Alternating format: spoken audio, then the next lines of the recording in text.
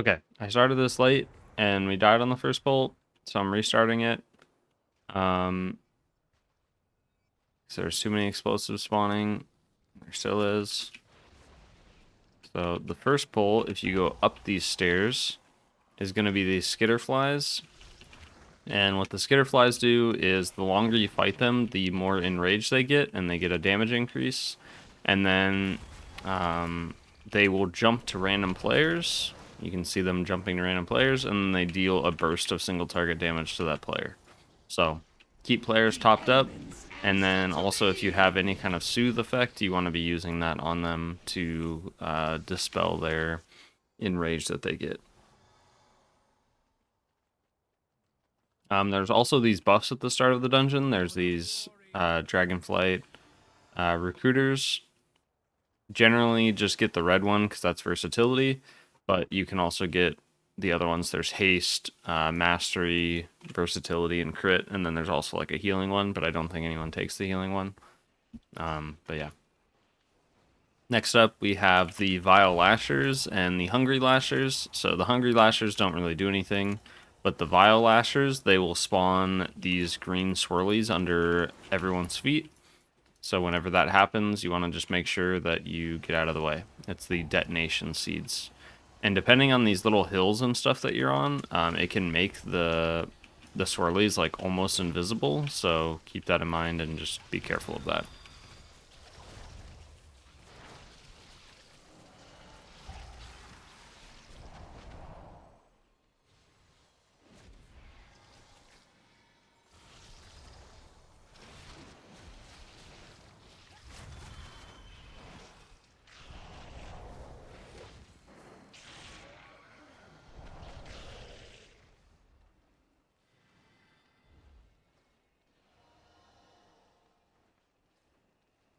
Now we're just going to kill the last pack of Lashers. Again, it's just the Vile Lasher that does the detonation seeds. So we just focus on the big one.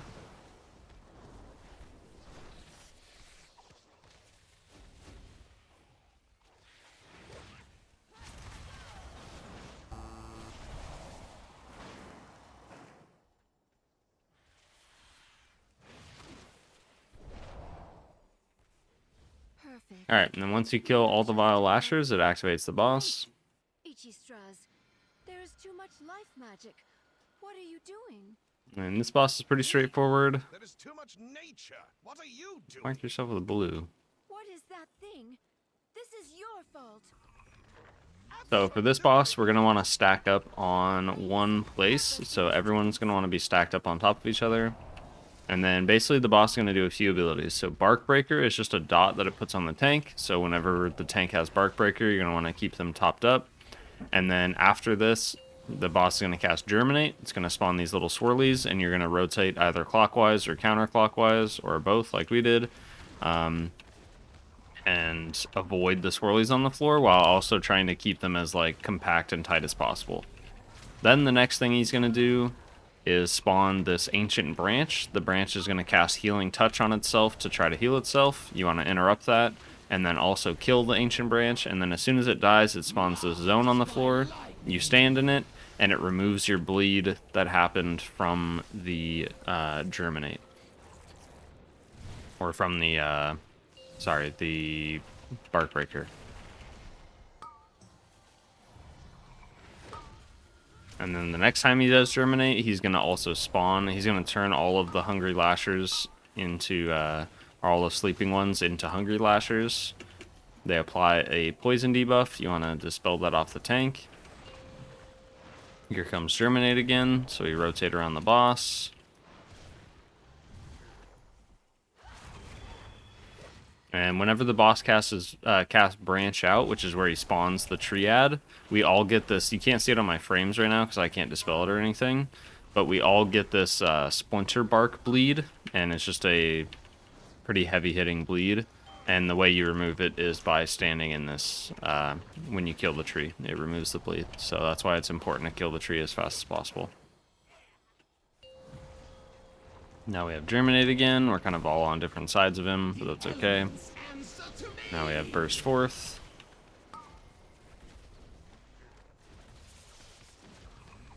And we dispel on cooldown during the burst forth.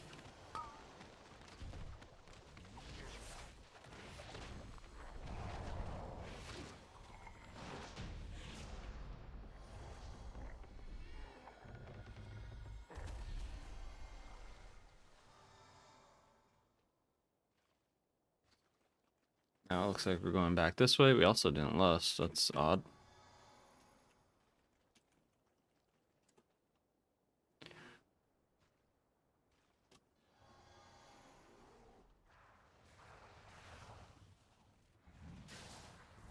Alright, so this pack is going to be a little bit hectic. The Manafiends basically just cast a few different abilities that all just do like small amounts of single target damage. The biggest one is they put these mana void dots on people. And then the biggest thing here is going to be the... Where is he? It is the... Did we like already kill it or something?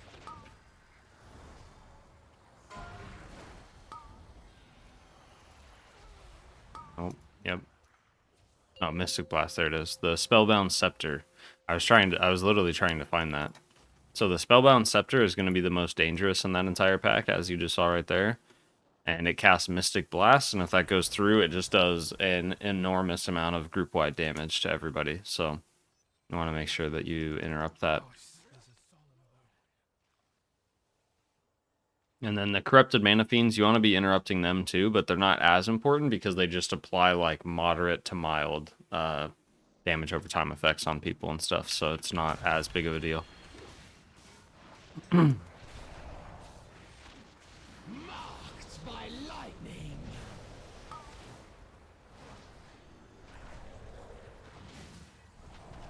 So see, I have Mana Void on me. Just want to keep myself topped up. And then the Spellbound Battleaxes, those apply a bleed to the tank. And you want to make sure that you just keep the tank topped up during that bleed, because it's a pretty heavy hitting bleed. I would say it's one of like the hardest hitting tank abilities in this dungeon. So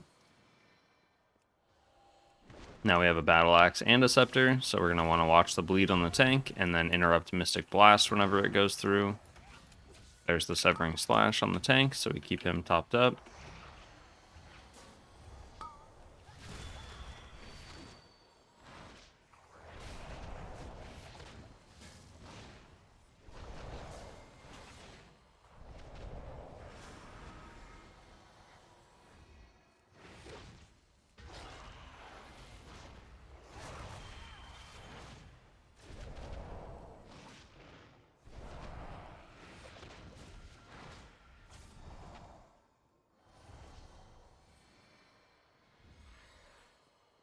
Alright, in this bowl we have a bunch of the Arcane Foragers, and then we also have the Arcane Ravager. The Foragers just dash to random players and do a small amount of damage. Don't really need to worry too much about them. Just keep everyone topped up. And then the Arcane Ravager is going to target random players and do a vicious ambush on them. But it can be, like right there, you saw that the Hunter feigned death. Another way that you can deal with it, I'm not a ranged DPS or anything, but if you're ranged, like a ranged healer or ranged DPS, you can stand back here, and there's a little line of sight spot right here. You can hide around the corner, and it cancels the ambush.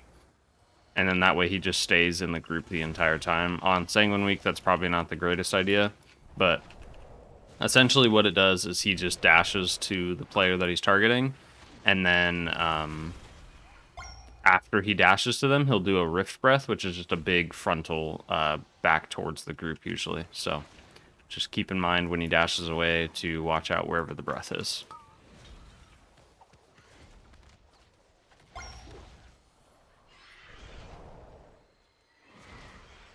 Marked by lightning. Please excuse the mess. It has been quite some time since students have been here. In this, we have more of the same mobs that we've been dealing with.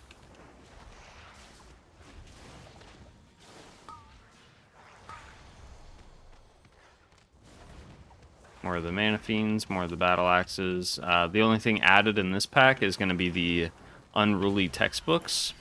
So the Unruly Textbooks, you just want to interrupt them when they cast... I don't remember the exact cast name. It's right there, Monotonous Lecture. So what this does, as you can see right here, is it will stun one player that it targets as long as they keep channeling the ability. There's two ways of getting rid of it. You can either interrupt the cast, or you can dispel the player that's targeted, and that will interrupt it as well. So, two ways of dealing with it.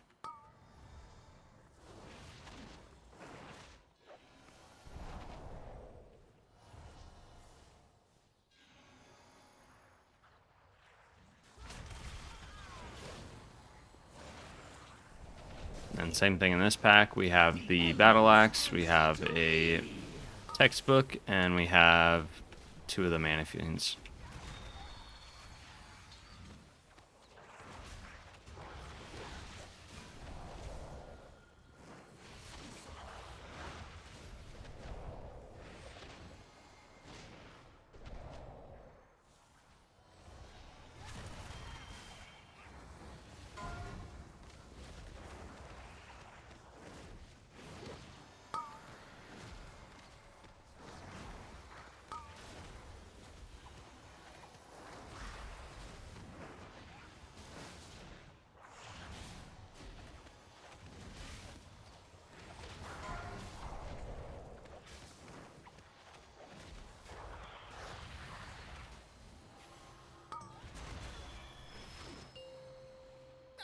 Here we are. Long ago, Alright, next up we have the boss. You can line of sight like all of his abilities. I don't know if we're going to try to do that in a pug group. I haven't really seen pugs trying to do it yet, but it might be more widespread now. But I'm just going to deal with his abilities as normal, and then I'll show you guys the line of sight thing as well. So the first thing he does is spawn these arcane orbs. They come towards him. You want to make sure that you soak them before they touch him, and then every orb that you soak, you get a stacking debuff that makes you take increased damage from the orbs. So you're just going to want to make sure. I usually just try to watch for like the tank, and then I just dispel the tank when he's at like 3 or more stacks of that debuff. Who has... Okay, I guess we're getting stunned. I don't know who has the blue debuff. I was trying to find them, but we're just actually dying to that. That's unfortunate. The next thing that the boss does is apply mana bombs to everybody. I believe that's what they're called. And that will just put 3 dots, or dots on 3 random players. You can see them right here. And then they just tick down and blow up. And when they blow up, they leave a pool on the floor. And then the last ability that he does is when he reaches 100 energy, tracked under his HP bar. And he'll push everybody back and then spawn these 3 swirlies under everyone's feet. And if you stand on the swirly, it will instantly kill you. And the knockback will do damage to you initially. So that's the part that does damage. So the things that do damage to you are touching the orbs, getting the mana bombs, which is what you want to usually use your defensives and stuff on, is the mana bombs. And then lastly, the knockback when he reaches 100 energy. And you can line of sight everything. So before the abilities go out, you can hide if the tank tanks him by one of these like pillars. You can stand on the other side of the pillar when the ability goes out, and it will make you immune to even getting the ability in the first place.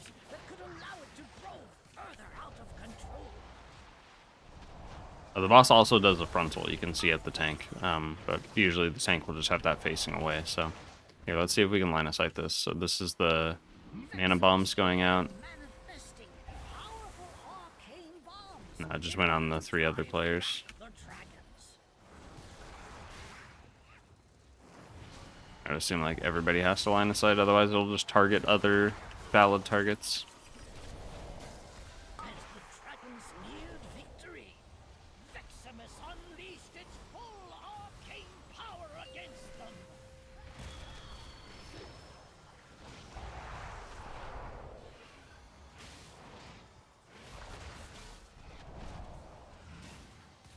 We're just healing the players that get the mana bombs.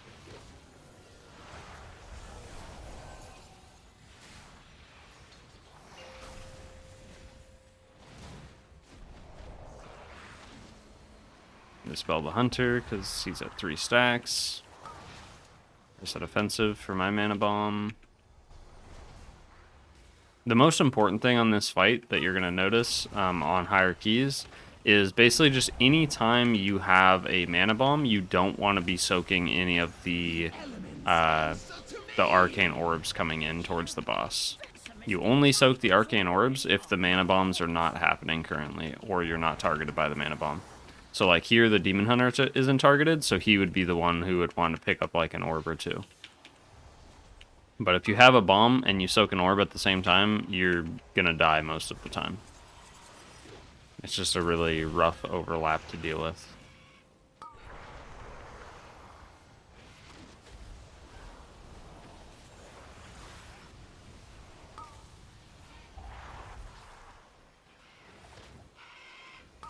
And can use a Dispel.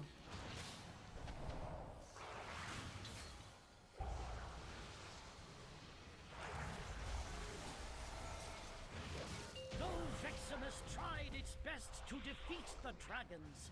It was ultimately destroyed. Well done.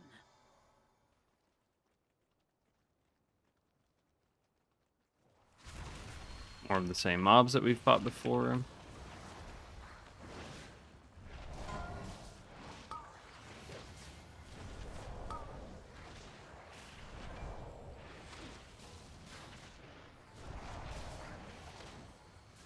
The elements answer to me!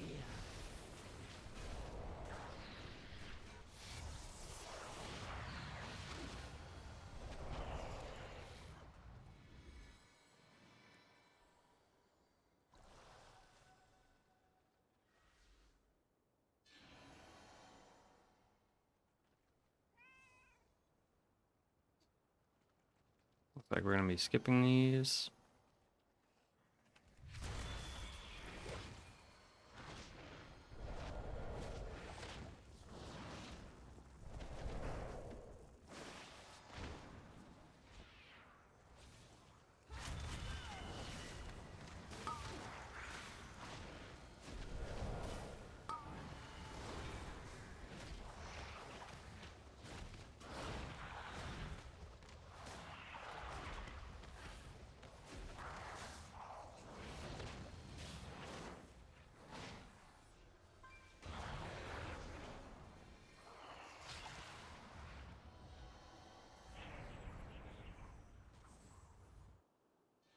Alright, this guy, the Guardian Sentry, he's going to do a couple different things. He's going to do Storm Slash on the tank, and that just does a very heavy amount of damage to the tank, so you want to watch the tank's HP during that. And then he does the next ability is going to be this Deadly Winds, which spawns a swirly on the floor, and if you're standing in it, these tornadoes will like micro stun you, so they'll stun you for like half a second and do an absolutely ton of damage if you stand in them. So just don't stand in the swirly when it spawns, and also just avoid the tornado like at all costs. It hurts really, really bad if you step in it. I think anything higher than like a plus 18 probably on Fortified is just gonna one-shot you. Maybe even lower than that on a Fortified key, I'm not sure. And then the last thing he does is Expel Intruders, and that's just the giant circle that spawns around him that you saw me running out of. So you just run out of that, or you can line of sight it around the pillars, and that works as well. Then we have these birds here. They just cast Peck, which just puts like a mild bleed on whoever they target. So it'll usually be the tank. And then we're going to get more of the small birds, but we're also going to get a larger bird, which is the Alpha Eagles. And these guys will just do Gust, which is just a random frontal in a random direction. And then they will also cast Call of the Flock, which will enrage all of the active and alive birds. So you just want to make sure you interrupt that. And then that is it. Yay, Sanguine. He made sure to stay in there until he was full HP.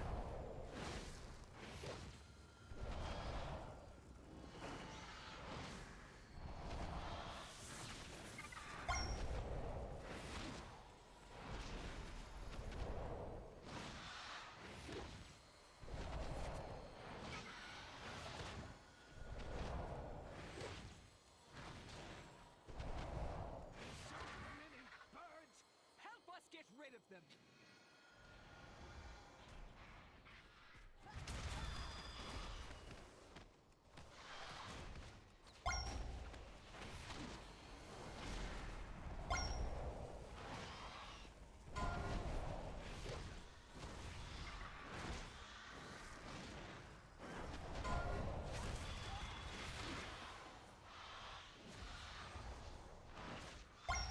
And then in this third wave of birds, you get 2 alpha eagles.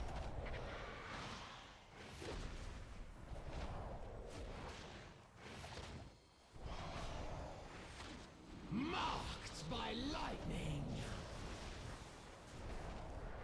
All right. Now we need to clear out the big one. I will activate the goals for Lishrath. That is talent toss for you soft skins. Use them to get her attention.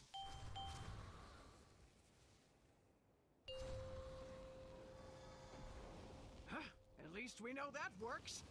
Watch yourselves.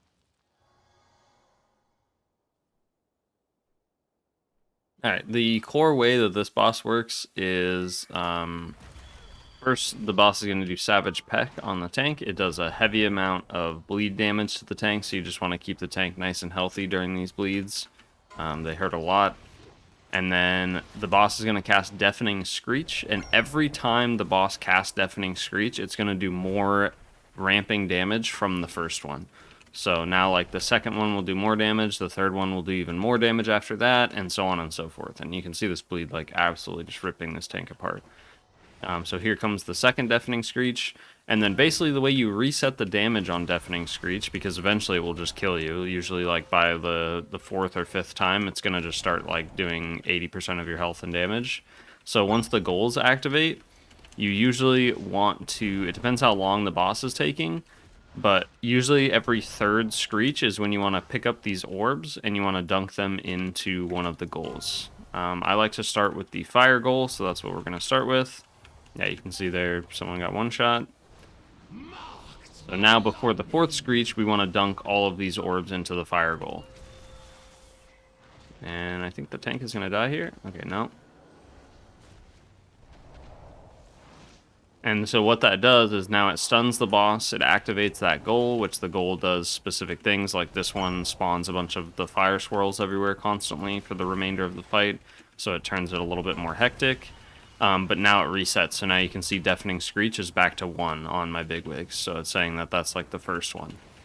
So every time you score a goal, it will reset the Deafening Screeches, but you only get 2 goals throughout the entire fight.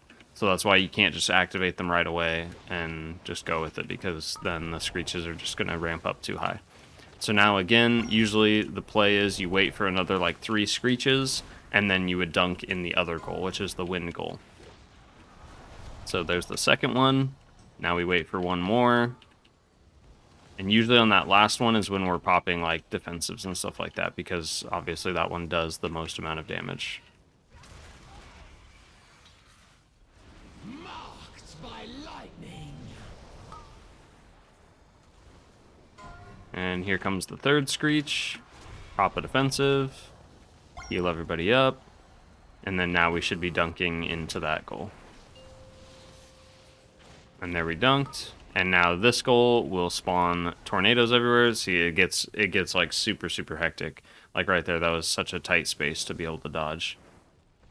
So now this one spawns tornadoes and constantly pushes us back. And then if you pick up these orbs with the arrows above them, it stops you from getting pushed back and gives you like a 50% haste increase. Oh no, we might not actually make it. Go, go, go. You can do it. I don't think they can do it. Oh, he just onked into a swirly. Oh, not like this. Oh, Manic Grief Torch, go!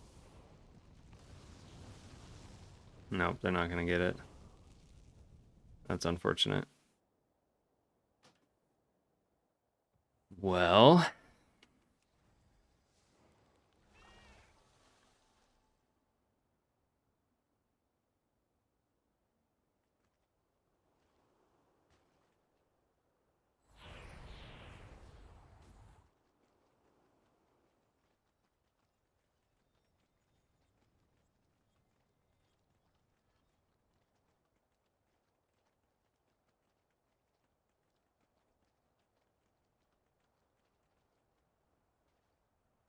I guess it doesn't matter too much if we have to kill the boss again, because you guys can just skip through the video with the timestamps down below. So just do that if you need to see the last boss and you don't feel like you need to see that boss again.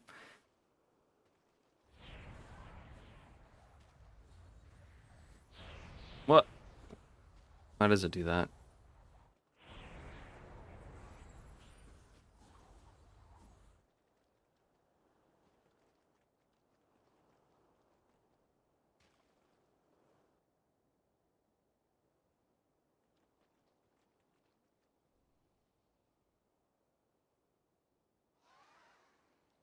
Alright, here we go again. Savage Peck. Keep the tank topped up for that. Marked by lightning. First Screech. We don't use anything for the first one.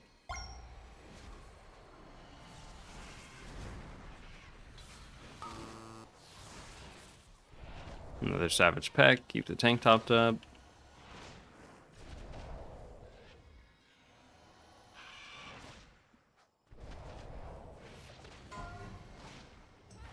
Maybe another Screech.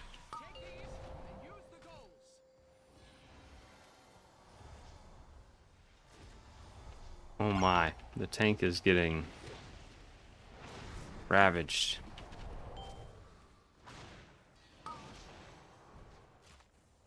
Alright, and then we're gonna have our last Screech here. Press the defensive for this one. Keep the tank topped up, and now we're gonna have to run around and also score these goals because no one else is doing it. We scored 2 already though. I don't know if they wanted to wait till the 4th, but we really don't need to on this low of a key level. The elements answer to me. I don't know the actual strategy for like really high keys, but like the 22s and 23s and stuff that I've ran, we always do 4 of the Screeches before we do anything. And we use defensives on the 3rd one, and then we use like a rally or health increase or something like that on the 4th one.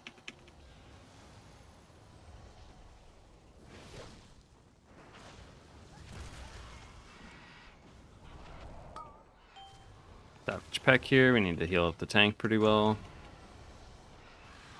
Second Screech.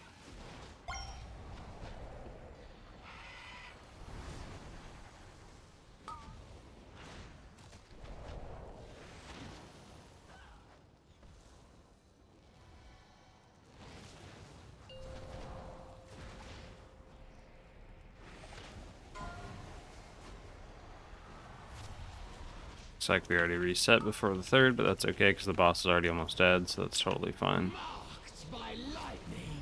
Just keep the tank alive here, and then we should be good. Just work my way around.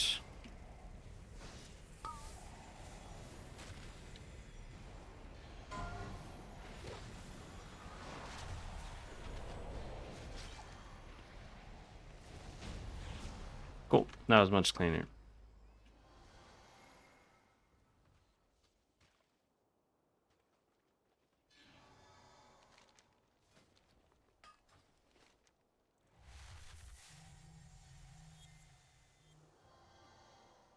Imagine making a guide for a dungeon, you can't even time it, man.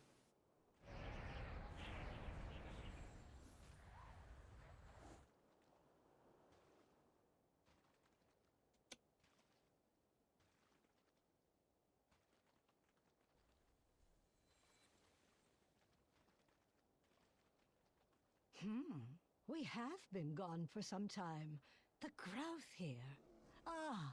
The way. Alright, now we have this trash, which is the Algathar Echoknights. So these guys are going to cast our Astral Whirlwind, which just literally does a whirlwind of damage around them. And the easiest way to mitigate this is you just want to use AoE stuns or crowd control to stop them from channeling it. And then other than that, we have the Spectral Invokers, and the Spectral Invokers are going to cast 2 abilities. They're going to cast, the first one is Arcane Missiles. That's the one that you want to interrupt the most because it just does a lot of single target damage. And then they also cast Astral Bomb, which is this right here. does a moderate amount of damage, but it also does damage to all the mobs. So you actually want to let Astral Bomb cast, and then just whoever gets it just brings it to the mobs and puts it on top of them to do extra damage. I don't have anything to stop them. I can like paralysis that guy so he just runs out. Yeah, like literally any crowd control will help break these guys out of their whirlwinds. So here to stop the whirlwinds with crowd control, and then use interrupts on the arcane missiles on the invokers.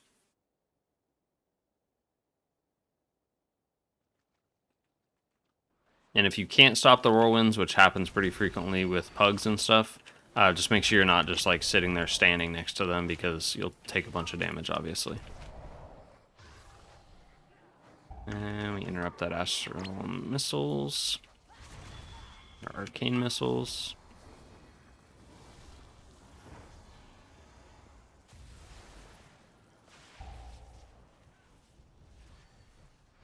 No, little shaman.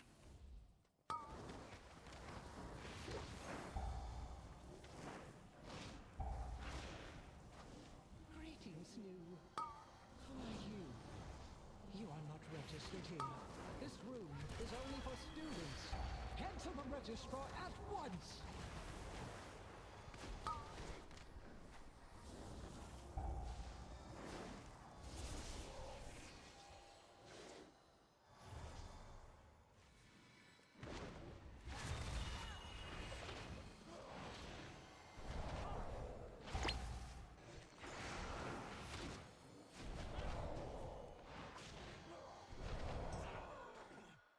There we go. Now we're just waiting for the shaman.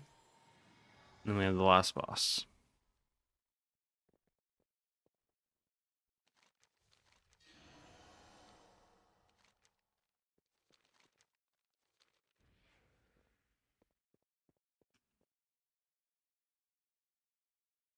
Alright, last boss. Oh, do we need a reset still? Yeah. Alright, so last boss, the core mechanic of the last boss is she's going to be applying these debuff stacks. Let me double check what they are called. It's called Overwhelming Power. She applies them by hitting anyone with any of her abilities, and also randomly applying them occasionally. And once you get 3 of the Overwhelming Power stacks, you drop a pool on the floor that spawns like stuff out of it that you want to avoid. So these are the Overwhelming Power stacks. You do get a damage increase while you have it, so it is nice to have them, but it's not something that you need to like go out of your way to try to get. But generally try to dance around like 1 or 2 stacks if you can, but again, it's like mostly out of your control. And then she's also going to apply these energy bombs to random players. You can dispel them if you want. All it does is just get rid of it sooner. Usually a lot of players run out with it because they think it's going to drop the pool every time. Like right there, it dropped the pool. But that debuff didn't drop the pool. It was her randomly applying another stack to him. Because he got his first stack randomly, and then he got a second stack from the bomb. And then he, like, see, this guy, he's not going to drop a pool. He's going to drop a pool when he reaches 3. So this is going to give him 2. And then now when he gets 3, that's when he's going to drop a pool. So he needs to get hit by 1 more ability or get randomly applied to him. Same thing with the shaman. He's not going to actually drop it. So that's the only reason I'm dispelling them, is because they're unaware of that. So I'm just dispelling them so they don't go like stand outside of the group forever. Because it's just a loss of DPS for no reason. There you go. Now I hit 3 stacks. And these pools, they do damage to you while you stand in them, and they also spawn little orbs out of them, like that right there, and it's actually really bad the way that they're spawning them. So you want to ideally stay a little bit away from the pools on the floor. I think usually the strategy for like higher tyrannical and stuff is you would start the boss like here, where we did, over in the corner, and then just as pools drop on the floor, you slowly make your way towards the door. That way you're just dropping the puddles on your way there, and you can kind of keep your distance from them. And that's like the main idea. But other than that, this boss really doesn't do too much. It's basically just heal the player that has energy bomb on them, like make sure that they're topped up for when that explodes. And then other than that, just avoid stuff so that you drop as few pools as possible. And when you are about to drop a pool, try not to drop it in places like where I just dropped mine. You want to try to drop it like off where the other pools are, like farther away from the group. And that's pretty much it. So hopefully that was helpful. And sorry I didn't time it and we took a little bit longer than usual, but I really didn't feel like re-recording this. And I think that's about it. So thank you guys so much for watching, and I will see you guys later.